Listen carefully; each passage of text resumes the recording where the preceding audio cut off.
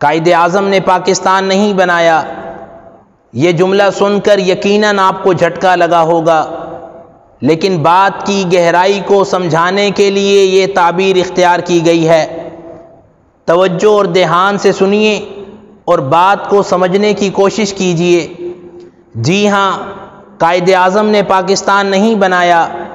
بلکہ اللہ نے جب لا الہ الا اللہ کی بنیاد پر ایک ملک دینے کا ارادہ فرمایا تو قائد اعظم محمد علی جناح رحمۃ اللہ علیہ اور ان کے رفقاء لیاقت علی خان، مفتی شفیع عثمانی، مفتی شبیر احمد عثمانی رحمہم اللہ کو کھڑا فرما کر اس خطے کی باغ دوڑ رمضان المبارک کی 27ویں شب کو مسلمانوں کے ہاتھوں میں تھما دی۔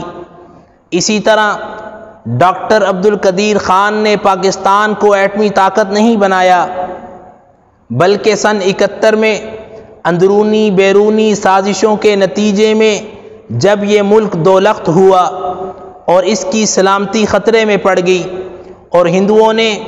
اس ملک کو اپنی ذیلی کالونی بنانے کے منصوبے بنانا شروع کر دیے،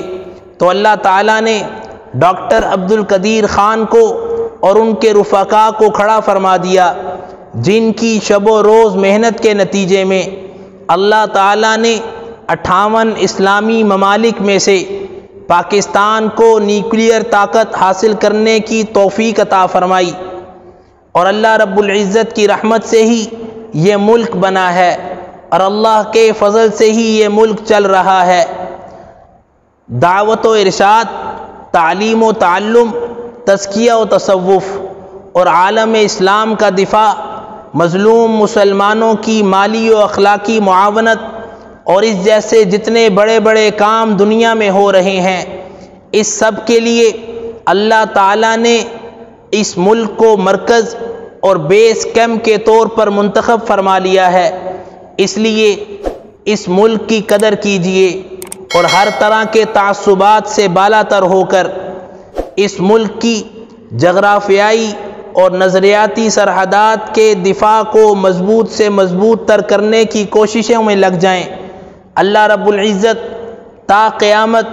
وطن عزیز کو بقا اور سلامتی اور استحکام عطا فرمائے اور رہنے والوں کو دین اسلام کا شیدائی بنائے اور اسلام کا بول بالا فرمائے۔